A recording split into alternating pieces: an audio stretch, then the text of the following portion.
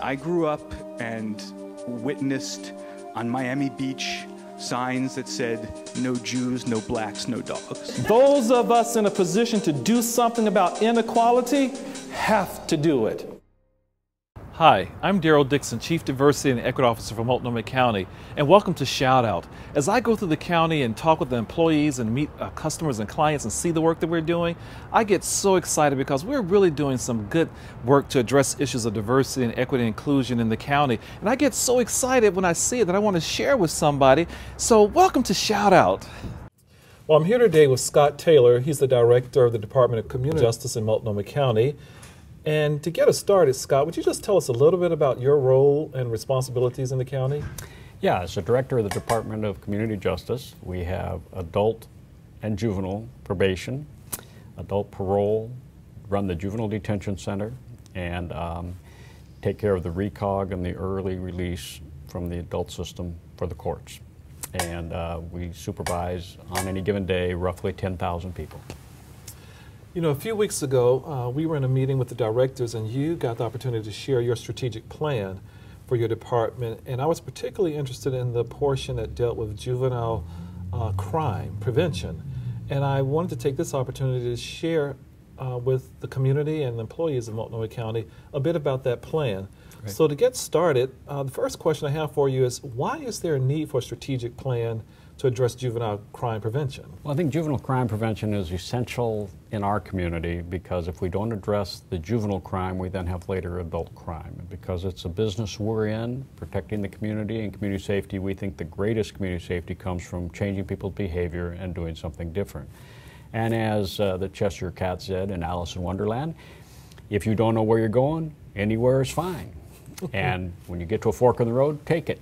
And so those kind of things are how we don't do business here. We actually like to know where we're going. We like to know how we'll know if we're doing better at what we're doing. And we like to have a plan that the community can also say to us, yeah, we agree with that. That's where we want to go. Or, hey, we need to have a course correction. So that's why I think a strategic plan is essential.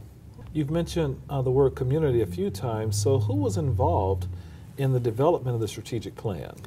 This particular strategic plan was a juvenile crime prevention plan, and it involved well over 100 people out in the community. It involved a variety of the people that are engaged professionally in juvenile justice, so the Juvenile Justice Commission, the local Public Safety Coordinating Council, the Commission on Children and Families, a variety of neighborhood players, all came together at different venues at different times and weighed in on what were the critical issues to them, what did they want us to work, where in fact did they think we were doing well, where did they think we could do improvement, and tried to put together a plan not just for us but for the entire community, with us being a player in that. So when all those community stakeholders came together, did they identify any particular areas that they felt you should concentrate on?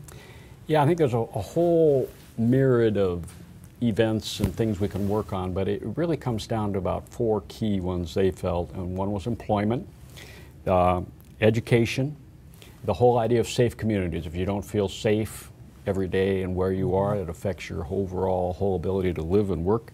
And then healthy families. We continually see, particularly on the juvenile side, that the mentoring, coaching, role modeling that goes on in the family develops for us the future of that individual. Tell us a little bit about the planning process to develop that plan.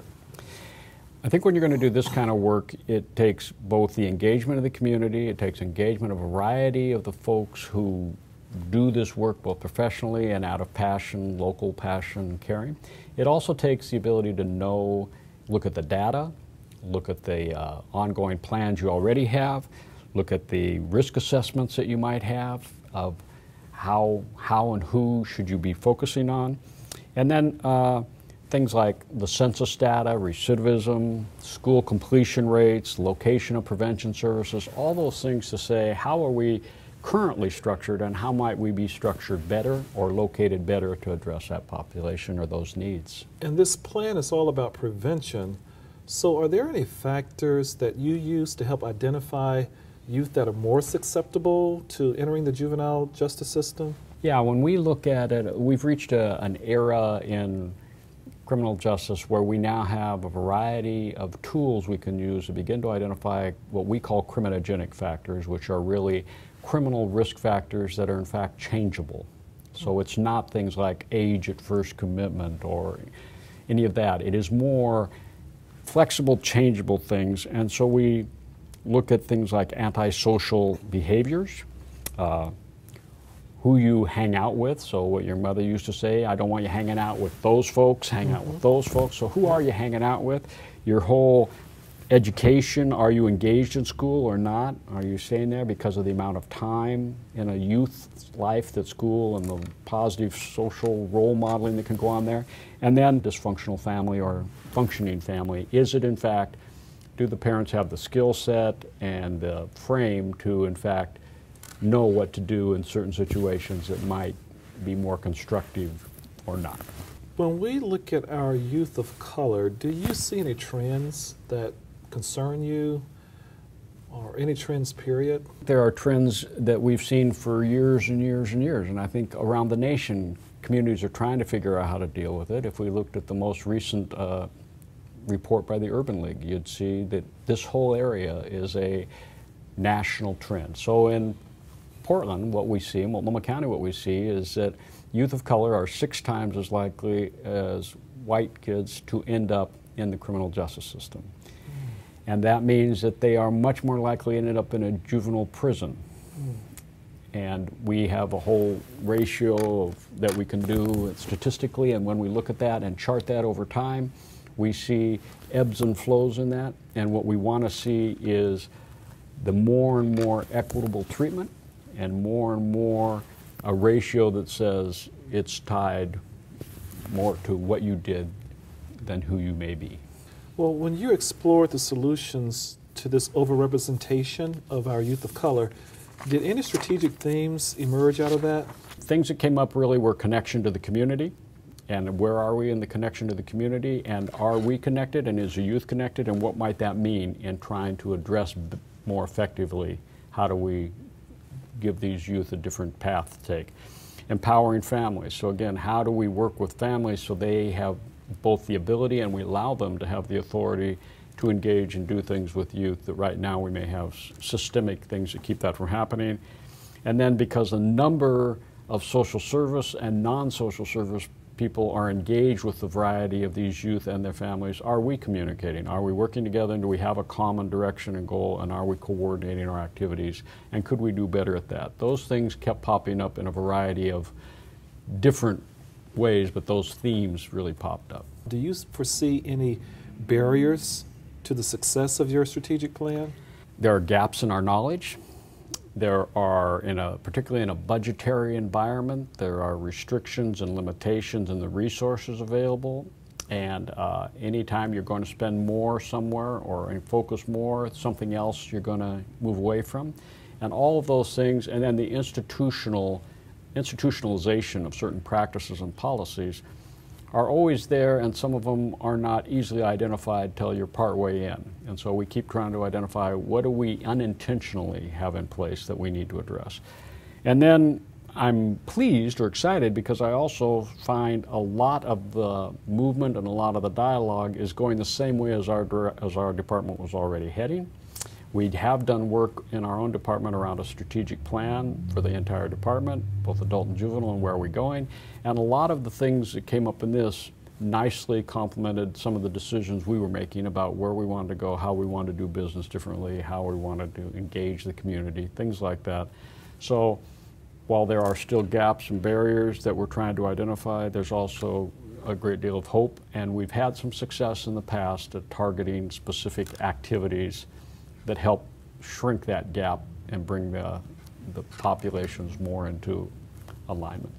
You know, Scott, as I've watched you and sat in meetings with you, I sense that this is kind of personal for you. So I'm just curious, on a personal note, why do you care about this?